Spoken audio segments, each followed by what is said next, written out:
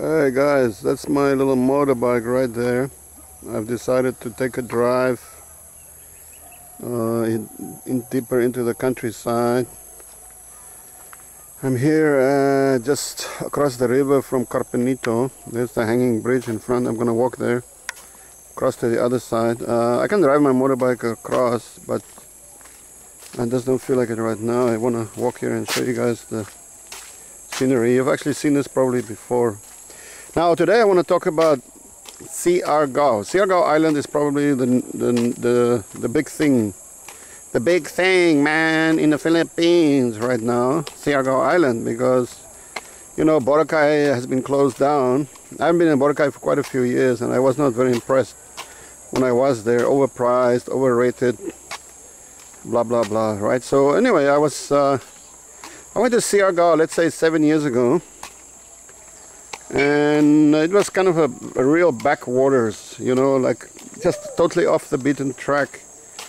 A few dozen, at times maybe a couple of hundred of hippie types, backpackers, people who want to just get away from it all. They were hanging out there in Siargao Island, and it was very cheap. So they could, people who were but broke or down and out, not really down and out, but they just want to get away. They were congregating on Siargao Island. That was 7 years ago. If you guys can remember, here I'm walking on the bridge. Nice quiet day. Sun is gonna go down soon. Hello, how are you? Got some friendly people coming up. Where are you going? To Carpenito? Yeah. What's your name? Marcel. Okay. Bye bye. Okay, bye-bye. See you. Little family crossing over. So anyway, I was in Siargao just a few weeks ago. Now, it was a whole mission. Actually, it was in April, right? My question was, is Siargao overrated? Is Siargao over fucking rated? Oh, what the hell? It's beginning to shake here. Well, you know, I'm going to try to be as objective, you know, as objective as possible, no matter my personal opinions here. As you know, or maybe don't know, Siargao is part of Mindanao. It's off the coast of Mindanao Island on the east coast. So it's kind of not too far from where we are. Probably 3, 4, 5 hours by motorbike. No, more like 4, 5 hours anyway, if you go up the coast. So it's basically like a neighboring to our province, which is Siargao del Sur. Now, if I have to compare the beautiful Siargao del Sur, which you can see here right around me, to Siargao, well, obviously I'm going to be biased and say, no, Siargao does not compare very well with us here. Okay, so what is going on here? What's going down? What is going down is that, hello, how are you? You okay? Okay, so what is going down is that depends where you're from, you see. If you're from, let's say, somewhere in Northern Europe, Germany, Holland, Scandinavia, Eastern Europe, Russia, you know, probably all of Europe actually. Not only there, but all of Europe, even South Europe, Spain, Italy, whatever, right? England especially, Canada, Australia, these countries, New Zealand. But then, if you end up in a place like Siargao, out of the blue, let's say that's the first place you fly into here in the Philippines, you could easily be blown away. You could be like, wow, this is the nicest place I've ever been and ever seen in my life, because you walk involuntarily, you compare it to back home, to where you are coming from, right? Which, by comparison, Siargao would probably be outranking any of these countries, right? Because it's still in tropical paradise, no matter you know, how average it may be, or for a lot of other people who are used to tropical paradise. So hello, what's your name? What's your name? My name is Frank. What is your name? What's your name? Kabala. Oh, Kabbalah. Okay, no problem. Thank you. Salamat. Salamat, he's running away. Okay, good. So I'm here in Carpenito now. There's an English guy that's also on my channel here, guys. He's building a house here I promised him to find the house, but to be honest, I haven't found it yet. He said it's going to be here in June, and so I'm going to definitely look for the house. But right now I haven't found it yet. But anyway, get back to the topic. Siargao. So if you know, yeah, like I said, if you're from, from the Western world, let's just say the Western world. You guys know the Western world. Overpriced, no fun allowed, overregulated, full of shit, shitty weather in general. Totally, you can't enjoy yourself, right? No enjoyment is allowed. And of course, if you come into anywhere in the Philippines, anywhere in Asia basically, or most places in Asia, not all, no. Some places in Asia, you'll be like, wow, this is great, I love it here, And that includes Siargao. Siargao Island would be like, wow, it will blow your mind, right? But now, on the other hand, you're a guy like me. I've been in Asia since 1990. I've been all around Asia. I came to the Philippines, I think it was 1995 or 94, I don't even remember. I cannot cast my mind back that far. Oh, here comes a motorbike. Oh shit, on both sides. Okay, I got a bike behind me coming up. Got one in front. Hello! So, nice bike. Kawasaki. Wow, nice bike. Yamaha or Kawasaki Bajaj. Hey, that's a cool bike. Let me show the people here. Yeah, this is the new. This is made in India. Indian, yeah. This is 180 or 150? 100. 200. Or 200, yeah. Where did you buy it? From Bisley. Oh, how much?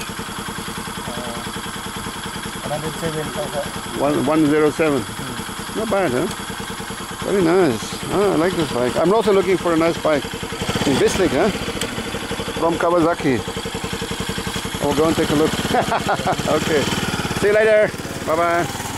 Anyway, there they go. I like this bike. It's pretty cool. 200cc, man. They're crossing over to the other side. That sounds a bit ominous. Crossing over to the other side. So yeah, I can cross here if I want to, as you guys can see there.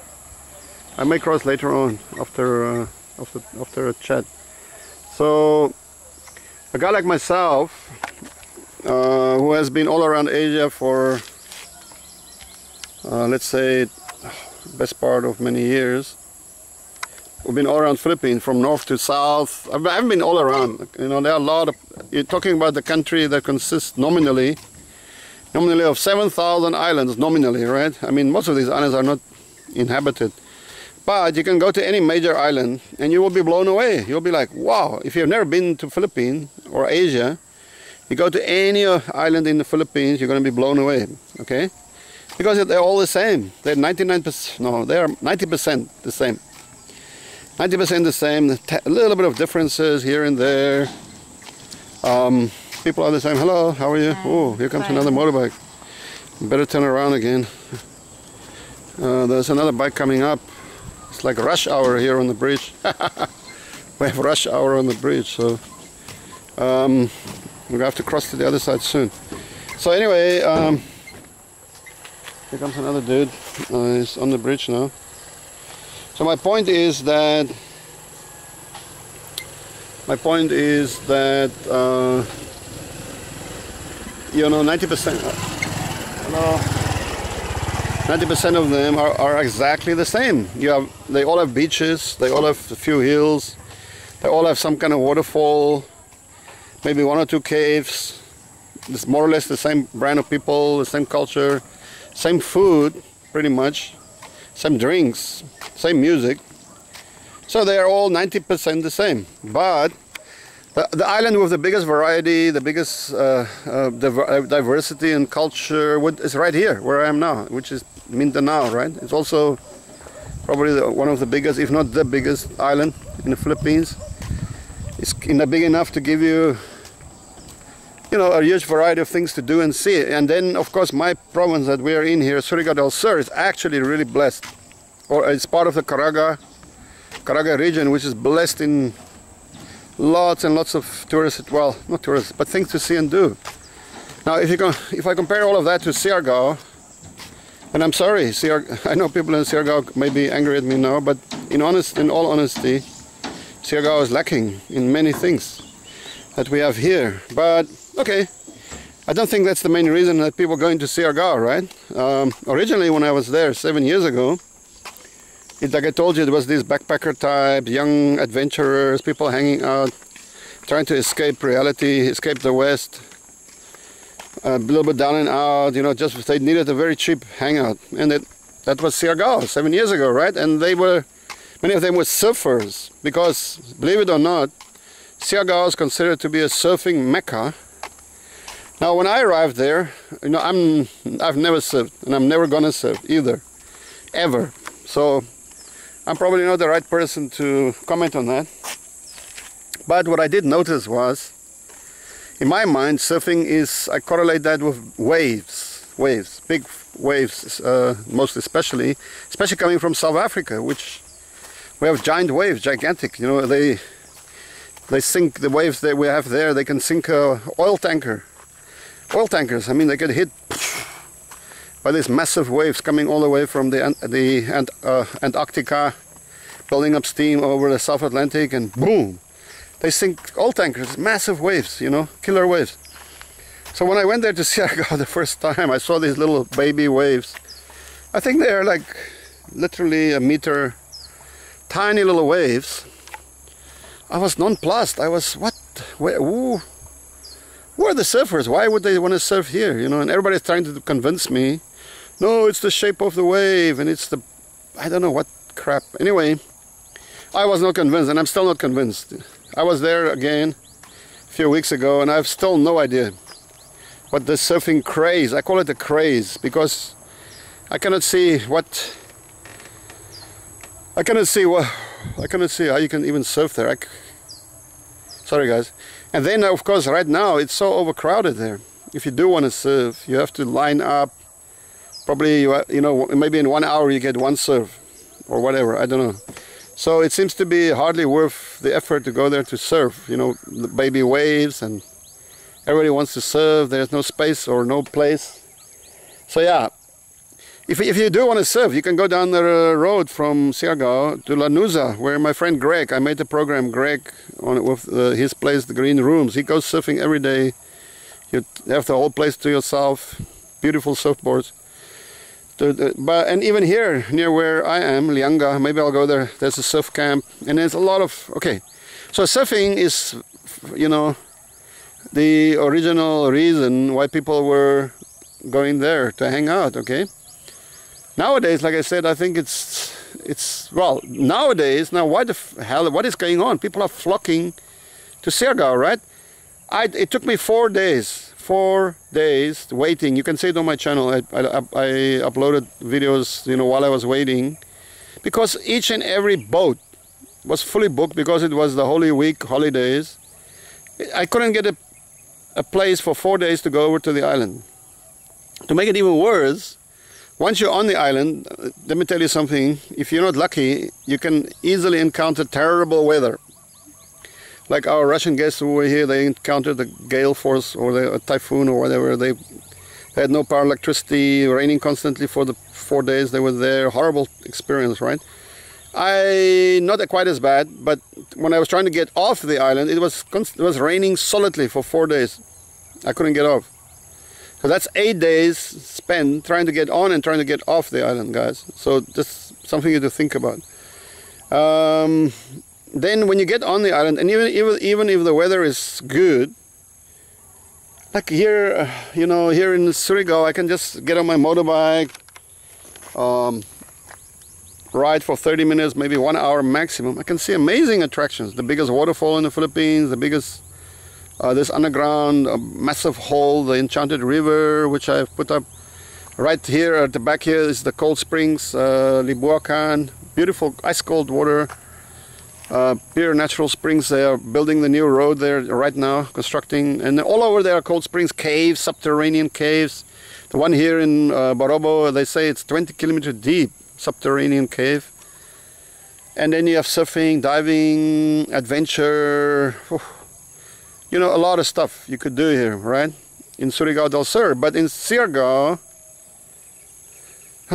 and then the other thing is prices, guys. Now, you know, I'm not the cheapest Charlie in the world. I'm not a big spender by any manner of means. I cannot afford to be a big spender, but I'm not cheap Charlie, you know, either. But you know, I want value for my money, okay?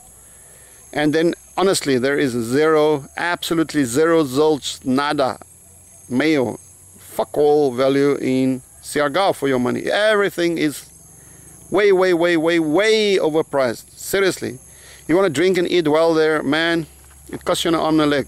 So rooms, rents, oh, totally ridiculous. So yeah, the local, and then some of the locals and some of the fucking foreigners that inhabit this, both foreigner and local Filipinos, some of them have become basically assholes, you know, because they've seen so many people coming in. It's like any major tourist spot in the world, you know, when there's a massive influx of tourists, people turn. I mean, you only have to think about Thailand. You have a whole country of assholes, right? Now, I'm not going to say Siargao is a whole island of assholes, because it's absolutely not true. There are nice, I met the majority nice people in Siargao, and these local people are shocked. A lot of them are shocked because the cost of living there has increased for them so astronomically that I don't know how they can live there. I was there almost, well, I don't know, not quite a month, but I couldn't afford one single piece of fruit the whole time I was there. I couldn't afford it. I don't know how the locals can afford it, guys. Seriously. And then all the goods that you buy in the shops, everything is a huge markup. If you want to buy property there, it's fucking incredibly expensive. Crazy shit. Land, a square meter of land. The whole thing is a bubble. Now, why are people going there, guys? Now that's you'll be like, oh, that's weird. You know, you have hardly said anything good about it. So why the fuck are people flocking there? Because they made a movie, Siargao, the movie. The movie was called Siargao. It came out a few months ago, maybe 6 or maybe more than 6 months ago. You know, when you have nice cameras and you can take your time, shoot, edit, and cut, and plan the thing, then you can make any place look good. You know, you can probably make. You know, you can make any place look nice and attractive in some way, some form. And so that's what they did in Siargao. They made the place look great, and it is not a bad place, but it's just that it's not what you imagine it's going to be like. Okay, and so they did it. Okay, congratulations to them. And now people are like, and I talked to a lot of Filipinos, especially, who went there, you know, with high expectations. And they were telling me, yeah, Frank, you're right, it's overrated, it's way overpriced, way overpriced. So I'm not going to say you should not go there. I went there, that's my second time. I may go back there in another, God knows, maybe a few more years later. But honestly, that's my personal opinion, that the island there is, you cannot nearly compare it to us here in Caraga.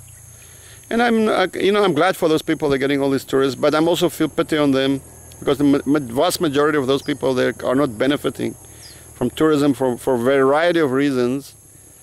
I think of which maybe corruption is one of them, and the wealth is not spread out, and they have to put up with all this massive cost of living there. You know, it's dreadful, but. Yeah, so do go to Siargao and then come here to Siargao and Siargao del Sur or Caraga region and compare by yourself, compare it. And then I'm sure you will come to pretty much, you'll draw the same conclusions that I've just spelled out to you here. And no, that's my piece on Siargao. Sorry guys, you know, all hail, boom. There's nothing else I can add or subtract from that. Okay, cheers.